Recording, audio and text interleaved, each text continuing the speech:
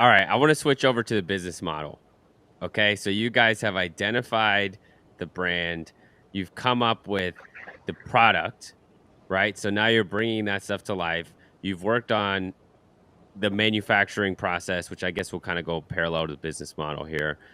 But you guys don't actually own a license, right? So most of your um, headcount, I'm guessing, is like marketing and sales, right? And then, Hmm. normal positions that are in every business. So talk to me about like why didn't you guys go get a license? And some of the pros and cons of like how you chose to run your company. Yeah. This was, I would say, the initial reason was primarily because of our past experience. So myself coming from the hardware industry, nobody does their own manufacturing in hardware. Everyone uses an outsourced contract manufacturer.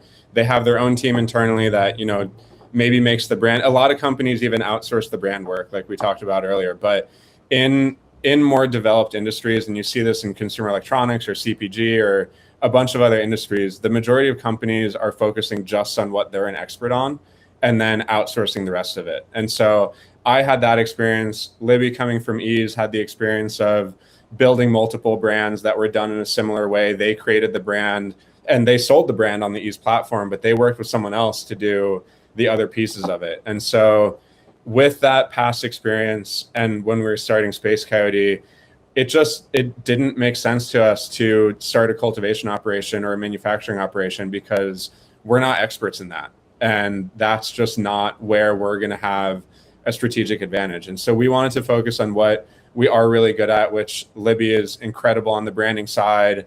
We're both good at marketing. We understand the operations. I can understand and set up a supply chain probably more easily than most people in cannabis. And so we focus on those things. And as you said, it's enabled us to be extremely lean. We're actually a full-time team of only 4 people.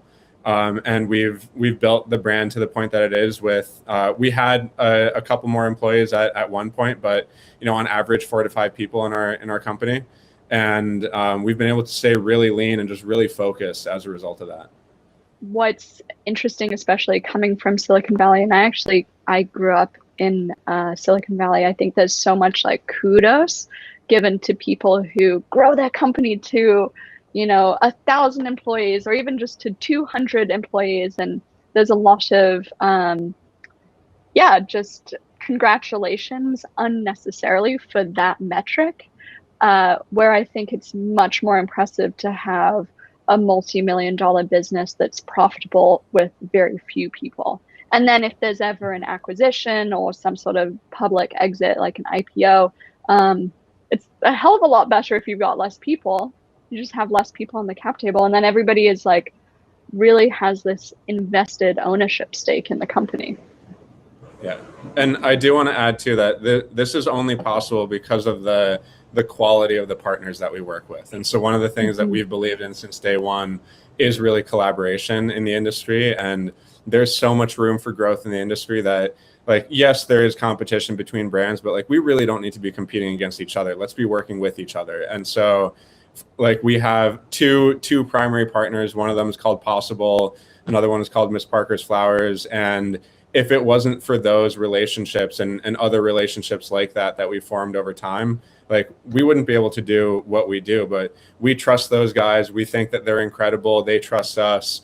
And because of that collaboration, that partnership, we're able to do so much with this, tiny team of 4 that we have.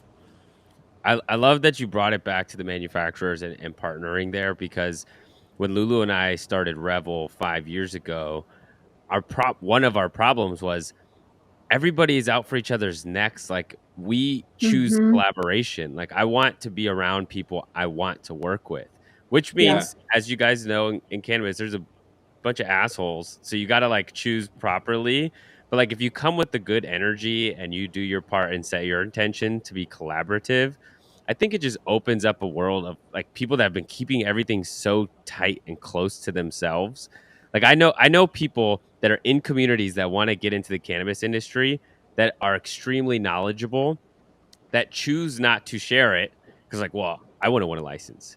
I'm like, yeah, cool. You think you're Yeah. gonna be the only dispensary in New York? Like, Yeah. come on, like there's a bunch of other people. Like we should be all working together to build an industry we want. Nobody could do it by themselves. So I appreciate you Yeah. saying that.